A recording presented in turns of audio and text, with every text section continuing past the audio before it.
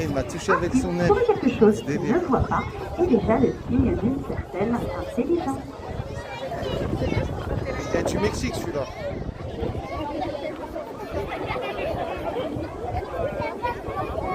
Aïe. Alors, Bouchon n'est pas tapé en avant, sinon... Ah, mais après, il doit être lourd pour sa petite tête, le pauvre Bichette. Ville et des villages. Ainsi, nous allons profiter de cette proximité quasi naturelle qu'a l'oiseau avec l'homme en nous proposant de le poser sur quelques têtes et de le rappeler. Toutefois, si jamais vous avez un petit peu peur ou que simplement vous n'avez pas envie, faites-moi un petit signe. Mais ceci, bien avant que j'approche de vous, car vous allez voir que c'est beaucoup plus souvent Mescal que moi-même qui choisit sa destination finale. De plus, le principe est relativement simple. Il va se poser sur votre tête et ensuite directement revenir sur mon gant. Si jamais il choisit vos cheveux pour se poser, ne bougez pas, car le seul endroit qu'il aura pour se rattraper sera bien sûr ces derniers. Allez, on va commencer avec... Alors, les filles, si vous avez peur, il ne faut pas rester au premier rang. Vous allez les voir de particulièrement plus près, et si vous criez tout le long, ça va être compliqué. Je ne sais pas où sont vos parents, peut-être qu'il faut retourner à côté de vos parents. Alors il ne faut plus crier. Vous avez compris les filles? Les filles?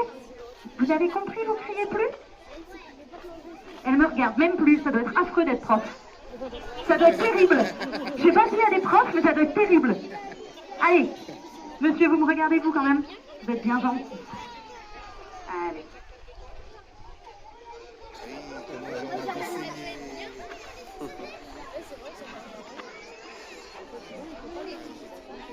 Alors, pour ceux qui l'ont sur la tête, vous pouvez sentir que cela pique un petit peu. Ce sont en effet les serres de cet oiseau. Ces griffes qu'il a au bout des pattes et qui lui sert à attraper ses proies dans la nature. Alors bien sûr, chez un oiseau de taille si modeste, les proies ne sont pas particulièrement grosses.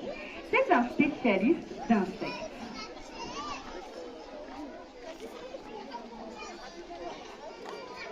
Donia, elle va sur le crâne. Alors le caracara huppé est également l'emblème du Mexique. Et les habitants de ce beau pays disent avec grande fierté que c'est le rapace le plus intelligent. C'est ma foi vrai. En effet, il a pour habitude de retourner mollusques et crustacés, de retourner les pierres qui cachent justement mollusques et crustacés et qui font partie de son régime alimentaire. Sachez que chez les rapaces, c'est la fuite qui déclenche l'attaque. Ainsi, trouver quelque chose qu'il ne voit pas est déjà le signe d'une certaine intelligence. Il y a du Mexique celui-là.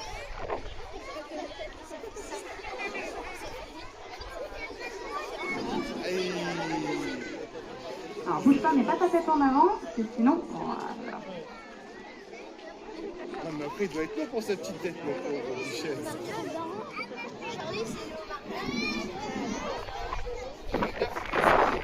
Allez, on va encore faire.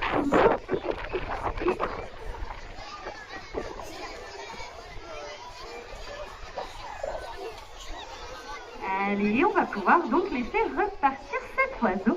C'était notre caracara huppé.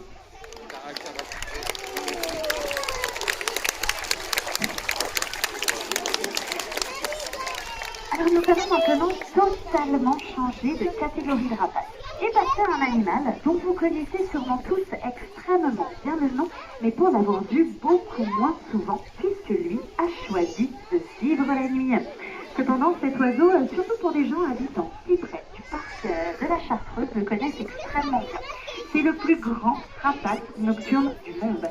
Pas besoin d'aller le chercher extrêmement loin, il nous vient d'ici, de nos montagnes. Veuillez accueillir notre hibou grand-duc d'Europe. Oh,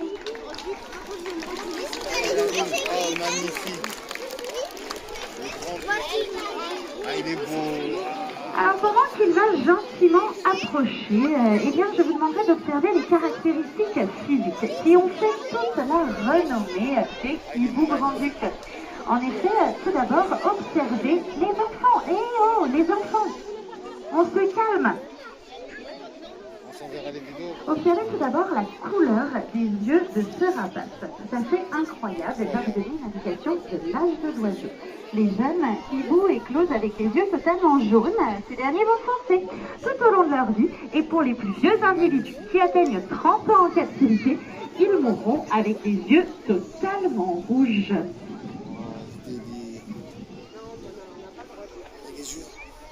C'est impressionnant.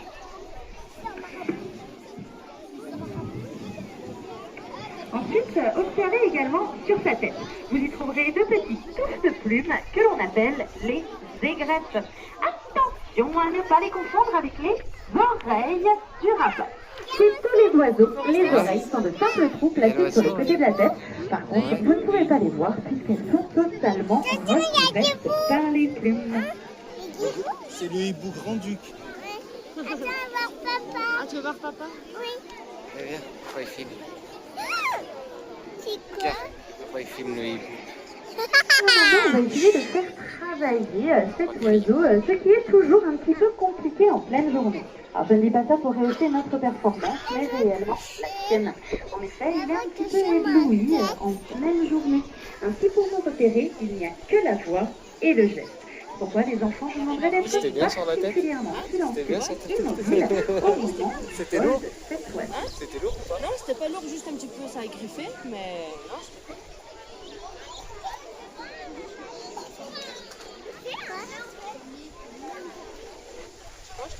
Non, t'inquiète. Je suis en mode caméra pro là.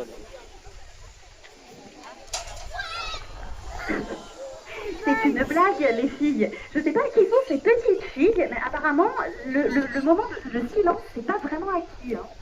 Réellement, les Stinguettes, il faut pas crier. Est-ce que tu as compris?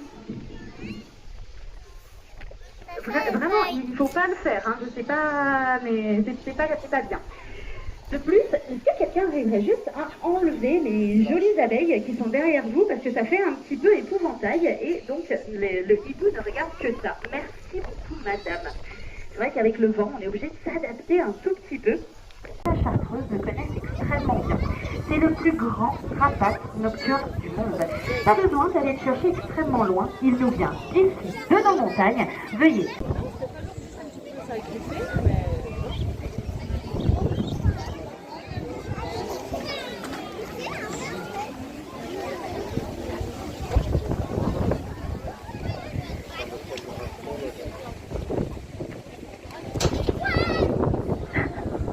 C'est une blague, les filles. Je ne sais pas qui sont ces petites filles, mais apparemment, le moment de silence n'est pas vraiment acquis. Hein. Réellement, les Stinguettes, il faut pas crier. Est-ce que tu as compris?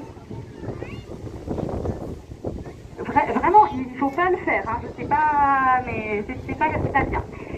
De plus, est-ce que quelqu'un arriverait juste à enlever les jolies abeilles qui sont derrière vous parce que ça fait un petit peu épouvantail et donc le hibou ne regarde que ça. Merci beaucoup, madame.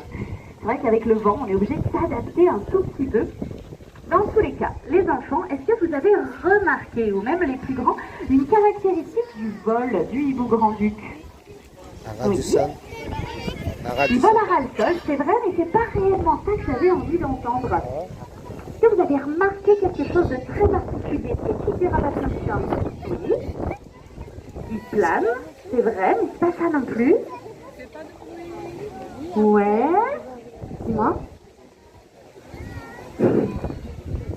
C'est vrai qu'il descend vers le sol. On va le faire une deuxième fois et ensuite je verrai s'il y a d'autres réponses.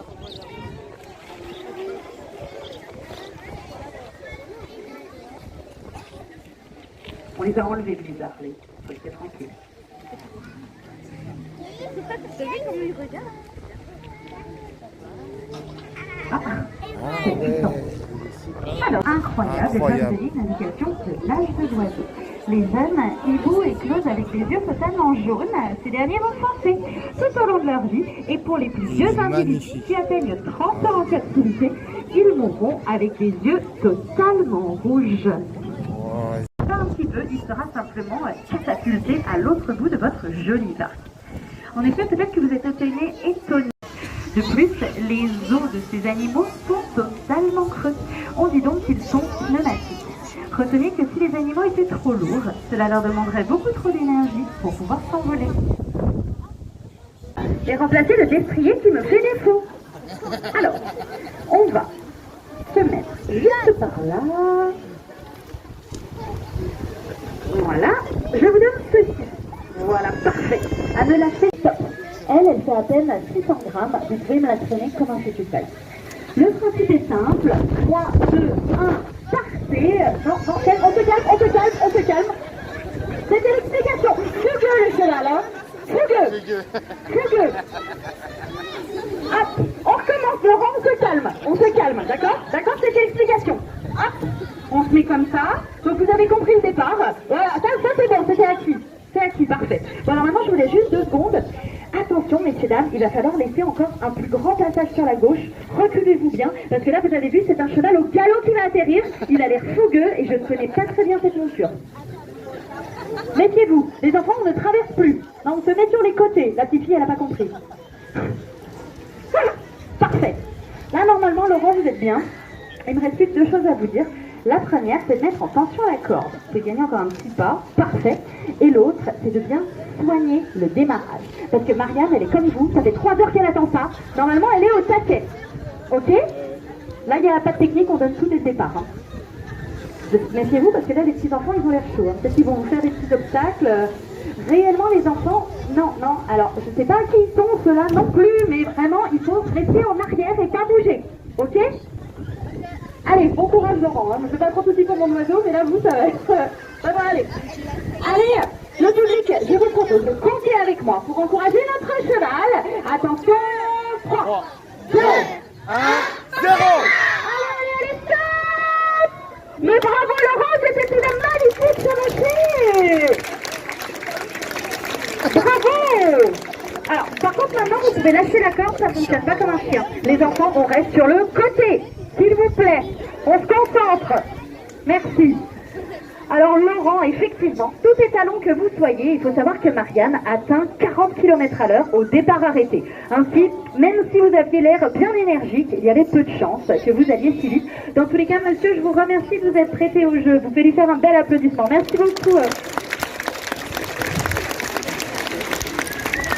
Il s'agit en réalité des marines du rapace.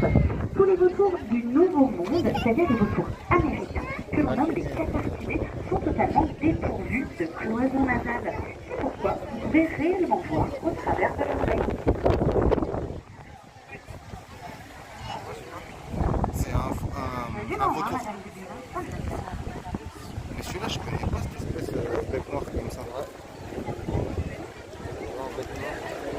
Alors, sachez que les petits vautours,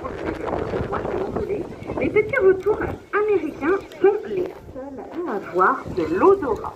En effet, toutes les autres espèces de rapaces vont trouver leur proie grâce à la vue.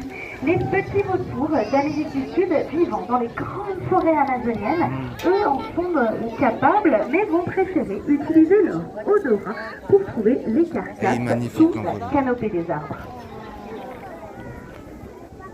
Magnifique l'envolée qu'elle m'a donné là.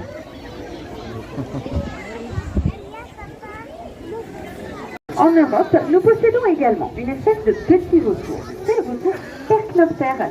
Ce petit oiseau blanc vivait dans le Salève, la montagne au-dessus de Genève, ou alors dans vos falaises, jusqu'au début du XXe siècle. Elle en a malheureusement disparu depuis.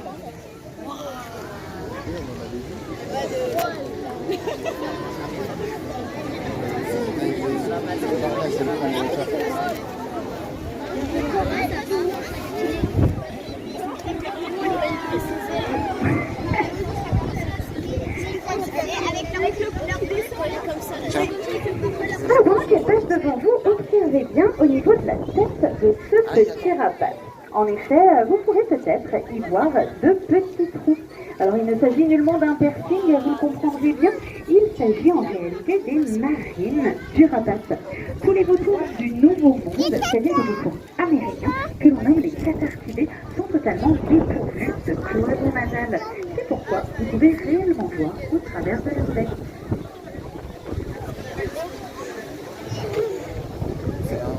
C'est du grand, hein, madame.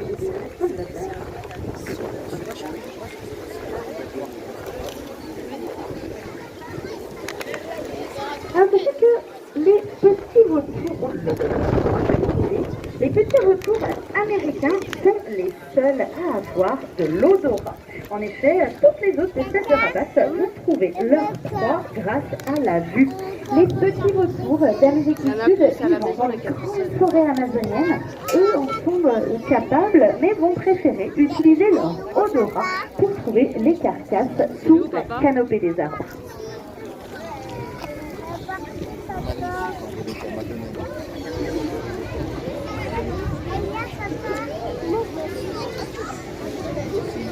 Il est où, Flo? C'est par là que te cherche ta fille.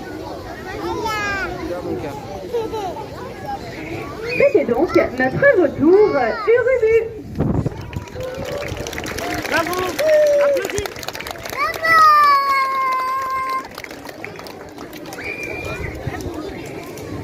Alors nous allons rester dans la famille des vautours de Gel pour un poids qui avoisine les 13 kg. Cet oiseau de légende nous vient de l'autre bout de notre planète, de la fameuse cordillère des Andes. Bien sûr, veuillez accueillir notre condor des Andes. Oh, il est magnifique. Oh là là.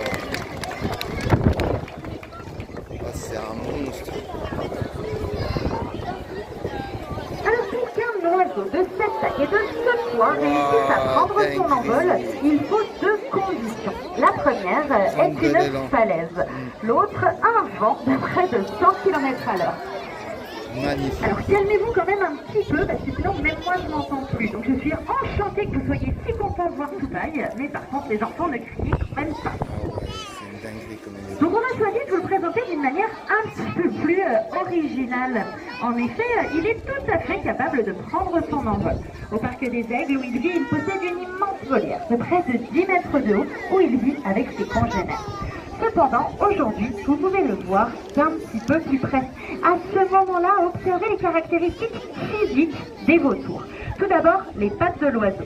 Réellement impressionnantes, mais pourtant totalement inoffensives. Elles ne les servent qu'à marcher, ce dont il vous fait plutôt une jolie présentation. La deuxième chose, c'est le bec. Tout aussi impressionnant, mais cette fois à juste titre. C'est un outil extrêmement bien adapté à sa fonction, qui est de découper les cuirs de charogne et autres peaux de cadavre. Il coupe vraiment comme un rasoir. Ainsi, ne laissez surtout pas vos doigts traîner près de son bec.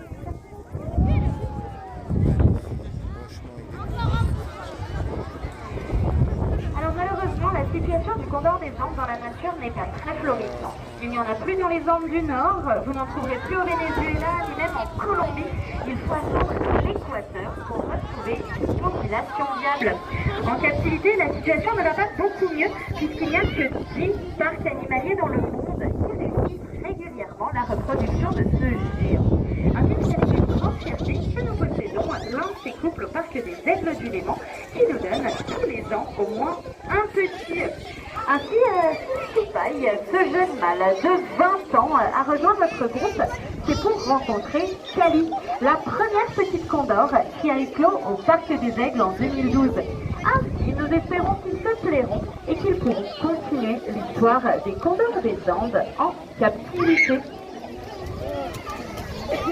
Ouais, faut pas crier, on vous a dit. Il faut juste attendre que le chien s'en aille, parce que là, ça va devenir dangereux pour lui, quoi. Ah ouais. Ah ouais, il va finir mal. Super.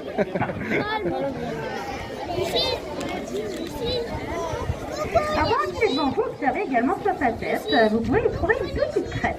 À la façon des coqs, uniquement les mâles en sont pourvus. Les femelles, elles, possèdent une tête un petit peu plus plate, mais par contre, de jolis petits yeux rouges. On va pouvoir le laisser rentrer. Je vous demanderai bien de laisser un joli passage jusqu'à sa quête. C'était notre condor des Andes. Allez, tu peux le laisser aller. Non, même pas avec le vent. Il galère avec le vent, heureusement que c'est la fin. Alors cet oiseau en français se fait nommer le pigargue à tête blanche. Je vous l'accorde, c'est un nom un petit peu barbare, simplement pour décrire les aigles pêcheurs. Étymologiquement, ce terme nous vient du grec ancien qui veut dire qui a le cul blanc. En effet, toutes les espèces d'aigles pêcheurs au monde, vous en trouverez ici, réparties sur les 5 continents, auront toujours la queue blanche. Magnifique. Oh, regarde comme il est beau. Ah, les yeux, Flo. Il est beau, hein, Nana? Oh, regarde les yeux, il est En magnifique. anglais, par contre, il se fait nommer le bald eagle, c'est-à-dire l'aigle Oh là là, chauve. il est vraiment Ce beau, hein. pseudonyme lui vient des Amérindiens. En effet, au moment où ils le voyaient voler extrêmement haut dans le ciel, ils avaient un petit peu de mal à reconnaître les petites plumes blanches qui ornent le sommet de sa tête. Ils pensaient donc qu'il en était dépourvu, et c'est pourquoi ils lui ont donné le surnom d'aigle chauve. Celui-là, vu les serres, pas Et mal sur la tête. souvent, hein.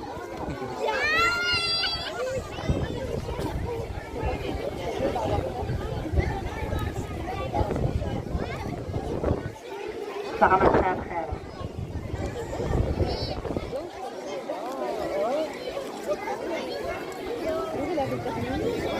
Ah, il est beau, hein. Ah, il est vraiment beau. Alors malheureusement, cet oiseau a failli disparaître de son pays d'origine dans les années 50. Mais Ah, grâce à de franchement, je nombreux suis trop programmes de content d'avoir vu ces oiseaux conservation, de et près. notamment Je l'arrêt suis du refait. pesticide DDT, c'est de Ces nouveau rapaces commun de de le près. voir voler au-dessus des territoires de l'Amérique du Nord. En Europe, nous possédons également une espèce d'aigle pêcheur. C'est le priague à queue blanche. Mais lui, par contre, a totalement disparu de notre pays il y a maintenant 130 ans, sous les coups de fusil des humains. Ainsi, au parc des Aigles du Léman, nous nous sommes fait un devoir de réintroduire en France cet oiseau qui a totalement disparu. Pour cela, nous avons créé notre propre programme de réintroduction qui a vu le jour en 2022. Ainsi, pour la première fois et après 130 ans, grâce au parc des Aigles du Léman, ce sont 4 jeunes pigargues à queue blanche qui ont pu retourner vivre librement au-dessus du lac Léman. Et nous espérons que jusqu'aux horizons de 2030, ce sont 85 jeunes aigles qui pourront repartir afin de reconquérir ce territoire perdu. On peut l'avoir sur la tête. Ouais, ah, il est beau, hein, franchement. Un dernier envolé, c'est ça? C'est beau, hein, franchement.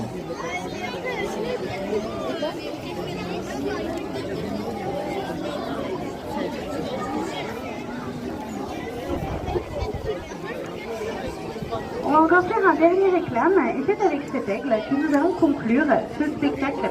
J'espère que vous avez magnifique. apprécié de découvrir les rapaces. Dans tous les cas, ce fut un vrai bonheur pour nous de vous les présenter. J'espère également vous avoir convaincu que ce ne sont pas, je vous l'accorde, c'est un nom un petit peu barbare, simplement pour décrire les aigles pêcheurs.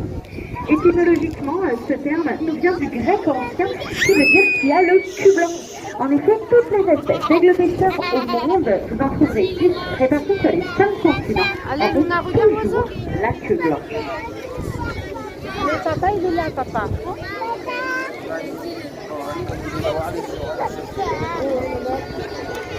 Regarde comme il est En beau. anglais, par contre, il se fait nommer le bald eagle, c'est-à-dire l'aigle chauve. Ce pseudonyme lui vient des Amérindiens.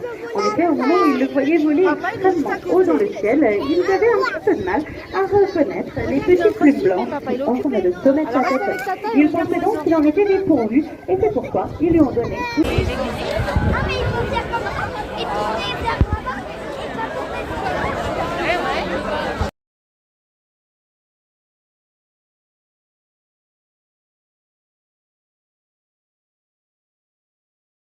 tomber.